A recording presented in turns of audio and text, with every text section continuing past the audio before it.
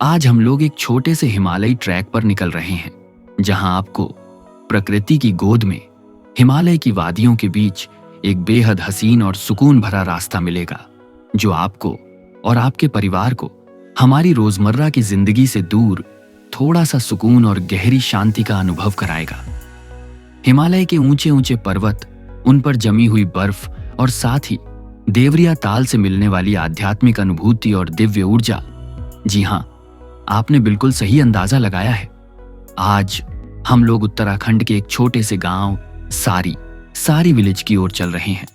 यह गांव उत्तराखंड की पवित्र भूमि ऊखीमठ के पास स्थित है। वही स्थान जहां सर्दियों के दौरान भगवान केदारनाथ की पूजा, आरती और भजन होते हैं। इसी यात्रा के दौरान हम आगे चलेंगे चोपता वैली और तुंगनाथ केदार के ट्रैक की ओर। हालांकि अभी तुंगनाथ मंदिर के कपाट बंद रहते हैं, लेकिन हिमालय की शुद्ध ऑक्सीजन, हरे भरे बुग्याल और प्रकृति के सानिध्य के लिए यह ट्रैक आप कभी भी कर सकते हैं। हम अपनी यात्रा की शुरुआत करते हैं आर्षिकेश से, जो तप, साधना और योग की भूमि के रूप में जाना जाता है और जिसे उत्तराखंड का गेटवे भी कहा जाता है। यहीं से आप केदारनाथ और बद्रीनाथ धाम की यात्रा और दर्शन के लिए आगे बढ़ते हैं। हम अपनी यात्रा अपनी खुद की गाड़ी से कर रहे हैं। हालांकि आप चाहें तो बस या टैक्सी से भी यह सफर आसानी से कर सकते हैं।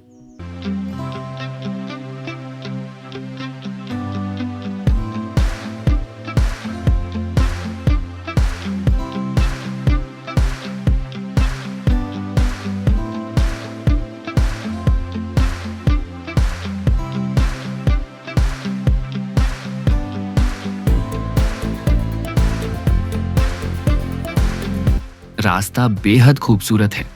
चारों ओर ऊंचे ऊंचे हिमालयी पहाड़ और साथ साथ बहती मां गंगा, जिन्हें हमारे देश की जीवन रेखा माना जाता है।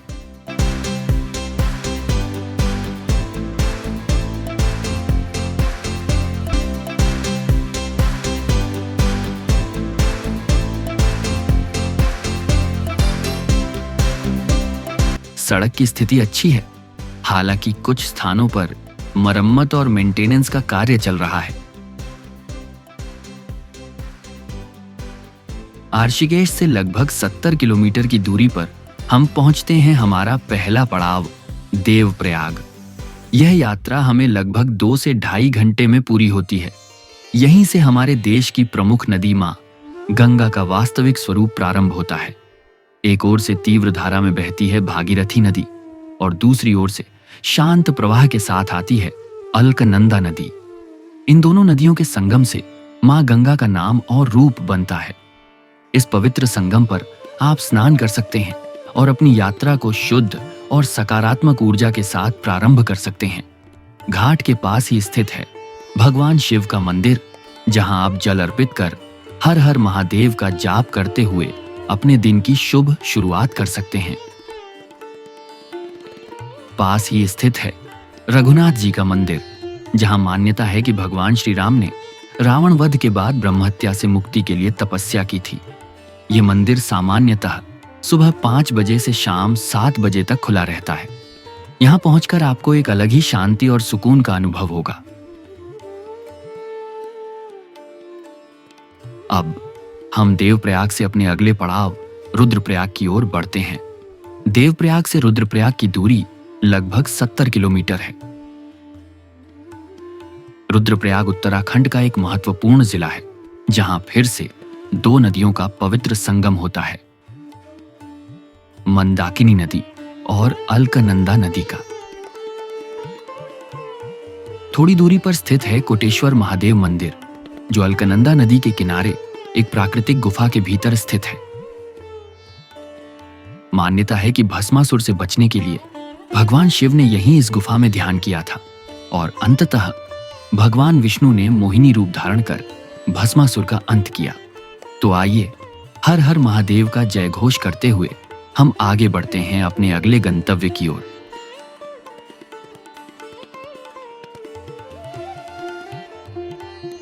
रुद्रप्रयाग से लगभग 45 किलोमीटर की दूरी पर स्थित है ऊखीमठ। ऊखीमठ को पौराणिक ग्रंथों में ऊषा मठ के नाम से भी जाना जाता है। ऊखीमठ का सबसे बड़ा महत्व यह है कि जब सर्दियों में भारी बर्फबारी के कारण केदारनाथ और मध्यमेश्वर मंदिरों के कपाट बंद हो जाते हैं, तब भगवान केदारनाथ की उत्सव डोलियां यहीं लाई जाती हैं। अगले 6 महीनों तक भगवान केदारनाथ की पूजा यहीं स्थित ओंकारेश्वर मंदिर में की जाती है। पौराणिक मान्यताओं के अनुसार यही वह स्थान है जहां भगवान श्री कृष्ण के पौत्र अनिरुद्ध और राजा बाणासुर की पुत्री उषा का विवाह हुआ था। यहां आप आराम से रात्रि विश्राम कर सकते हैं और अपने दिन का समापन शांति और भक्ति के साथ कर सकते हैं। अगली सुबह हम फिर से अपनी यात्रा शुरू करते हैं उखी मठ से सारी गांव की ओर, जो लगभग 15 किलोमीटर की दूरी पर स्थित है। यहीं से शुरू होता है देवरिया ताल ट्रैक, जो लगभग 2.5 किलोमीटर लंबा है और 2438 मीटर लगभग 8000 फीट की ऊंचाई पर स्थित है। यह ट्रैक हिमालयी जंगलों के बीच से होकर गुजरता है, जहां आपको दिखाई देते हैं देवदार, बांज और स्थानीय माल्टा के पेड़। इस ट्रैक को पूरा करने में लगभग 2 से 3 घंटे का समय लगता है। ट्रैक पूरा करने के बाद आप पहुंचते हैं देवरिया ताल, जिसे देवताओं का ताल भी कहा जाता है। मान्यता है कि देवताओं ने यहां स्नान किया था और इसे पुराणों में इंद्र सरोवर के नाम से भी जाना जाता है। स्पष्ट मौसम में यह ताल प्राकृतिक दर्पण की तरह चौखंबा पर्वत श्रृंखला का अद्भुत प्रतिबिंब दिखाता है। महाभारत काल में यही वह स्थान माना जाता है जहां यक्ष ने पांडवों की परीक्षा ली थी और धर्मराज युधिष्ठिर ने सही उत्तर देकर अपने भाइयों को जीवनदान दिलाया था। आज की यात्रा यहीं समाप्त होती है। अगले दिन हम चलेंगे चोपता वैली की ओर।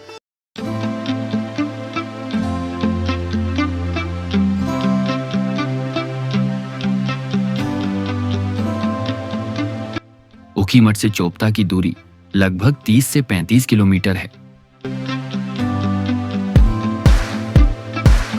यहीं से शुरू होता है तुंगनाथ ट्रैक, जो लगभग 3680 मीटर 12073 फीट की ऊंचाई पर स्थित है।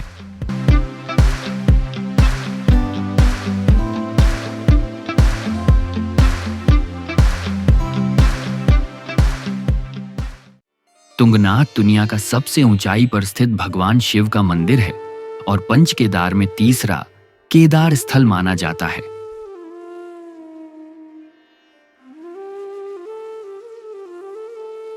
मान्यता है कि यहां भगवान शिव का भुजा भाग प्रकट हुआ था।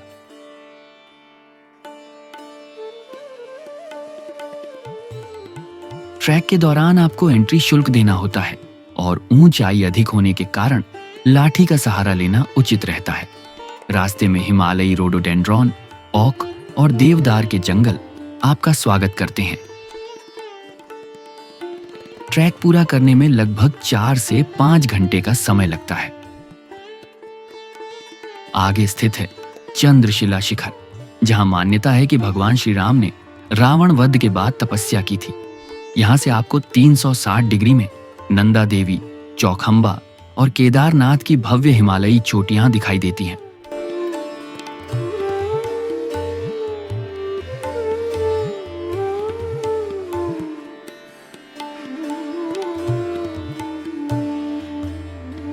यदि आप कुछ दिनों के लिए अपनी रोजमर्रा की जिंदगी से दूर सुकून, शांति और आध्यात्मिक ऊर्जा का अनुभव करना चाहते हैं, तो यह यात्रा आपके लिए एक संपूर्ण साधना है। आज की इस पवित्र यात्रा को यहीं समाप्त करते हैं। फिर मिलेंगे एक नई यात्रा के साथ। हर हर महादेव।